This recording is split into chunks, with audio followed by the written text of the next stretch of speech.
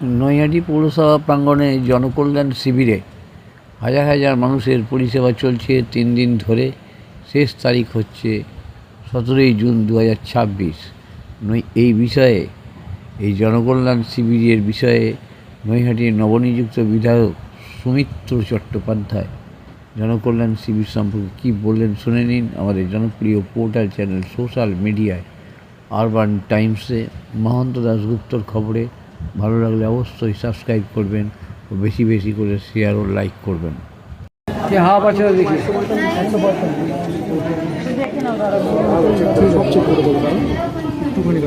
এইবার হাওয়া পাচ্ছে, এইবার হাওয়া পাচ্ছে, এবার হাওয়া পাচ্ছে।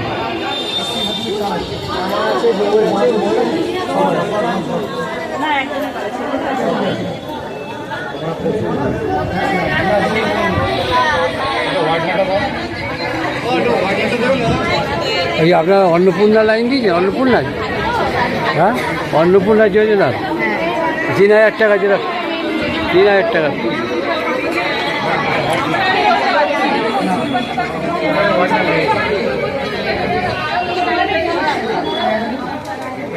অন্নপূর্ণার জন্য এসছেন? বলছি অন্নপূর্ণার জন্য ওই 3000 টাকার ব্যাপারে ও কী কী হয়েছে? কাগজপত্র হয়েছে?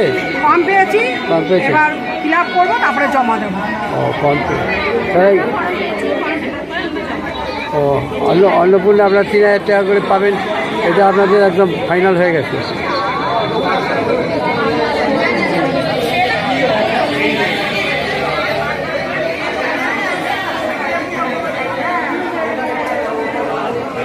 ফর্ম জমা হয়ে গেছে? ফর্ম জমা দেবেন, তাহলে 3000 টাকা করে পাচ্ছেন সামনের কাছ থেকে।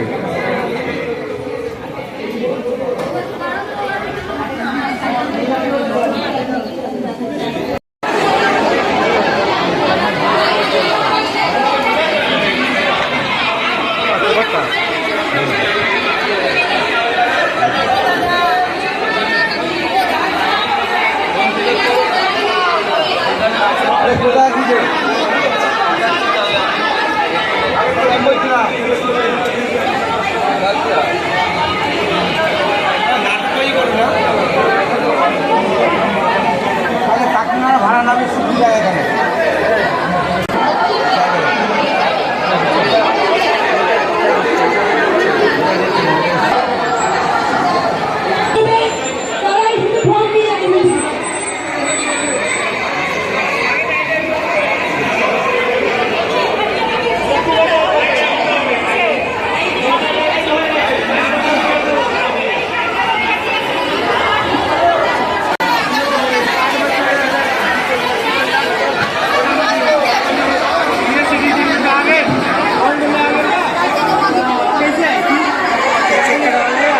Hello.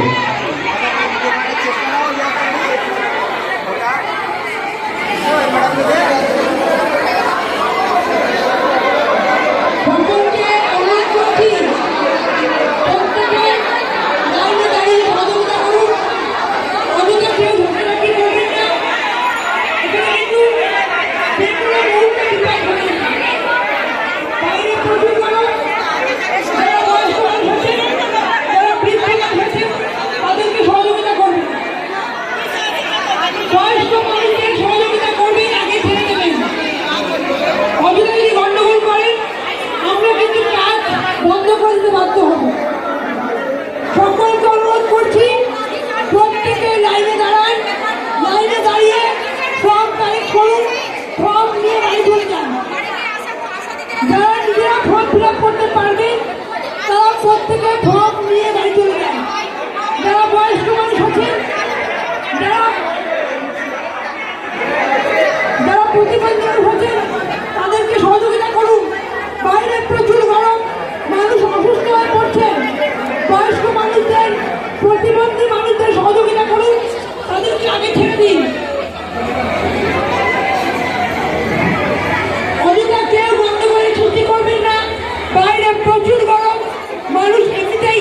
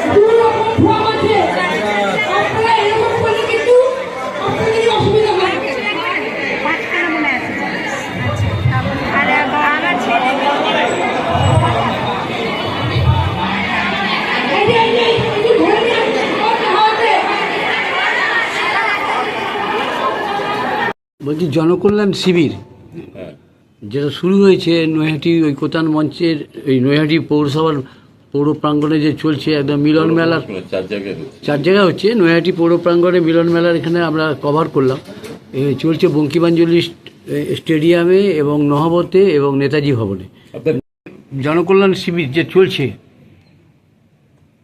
সারা রাজ্যে চলছে, নৈহাটিতেও চলছে। আপনি বিধায়ক হিসেবে আজকে জনকল্যাণের এই শিবিরের ব্যাপারে কী বলবেন? এখান থেকে প্রতিবন্ধী ভাতা এবং বার্ধক্য ভাতা, বিধবা ভাতা সব দেওয়া হচ্ছে, বিষয়ে কতটা সাকসেসফুল? সাকসেসফুল তো নিশ্চয়ই, দেখছেন না কত ভিড় হচ্ছে, মানুষরা আসছে তাদের এগুলো পাওয়ার জন্য একটা ওয়ান উইন্ডো হিসেবে 100% সাকসেসফুল। সাকসেসফুল। হ্যাঁ। তা এইখানে কত রকম মানে সমস্ত ভাতাই কি এখান থেকে প্রকল্পে? সেহেতু সরকার জানিয়েই দিয়েছে কত রকম ভাতা, একমাত্র বার্ধক্য ভাতা ছাড়া সবকিছুই তো হচ্ছে। যাদের বার্ধক্য ভাতা পাচ্ছে তাদের কি আবার নতুন করে ফর্ম নিতে হবে? আপাতত তো যারা বার্ধক্য ভাতা পাচ্ছে তাদের এখনই এই মুহূর্তে তাদের নতুন কোনো ফর্ম নিতে হবে।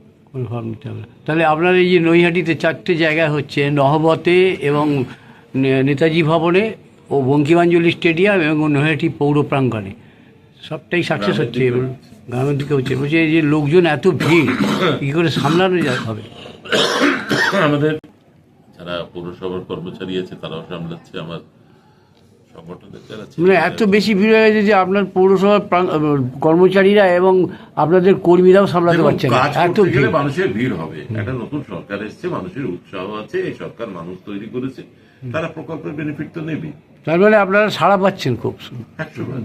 দাদা, বিভিন্ন জায়গায় এই যে আপনাদের যে এই শিবির, সেখানে জনকল্যাণ শিবির বিভিন্ন জায়গায় হচ্ছে এবং আপনার নৈহাটি বিধানসভার মধ্যেও হচ্ছে, কিন্তু এমনটাও কিছু কিছু জায়গায় জনসাধারণের কাছ থেকে অভিযোগ পাওয়া যাচ্ছে যে অন্নপূর্ণা যোজনার যে ফর্ম, সেই শুধু ফর্ম দিয়ে দেওয়া হচ্ছে, কোনো রকম অনলাইনে কাজ হচ্ছে না। না, এই যে অভিযোগটা ঠিক না। যেখানে ওখানে আমাদের সব জায়গায় লোক আছে, সরকারি লোক আছে, যাদের ফর্ম ফিল আপ করতে অসুবিধা হচ্ছে তারা ফর্ম ফিল আপ করিয়ে দেবে। এই যে আপনাদের জনকল্যাণ শিবির 3 দিন ধরে ক্যাম্প হবে, তো এরপরে যেসব মানুষরা সুযোগ সুবিধা পাবে না, তারা যদি নতুন করে কোনো কিছু অ্যাপ্লাই করতে চায় তারা কি করবে? জনকল্যাণ হিসেবে এইবারেই হচ্ছে, আর যে হবে না তা তো নয়, আবার হবে।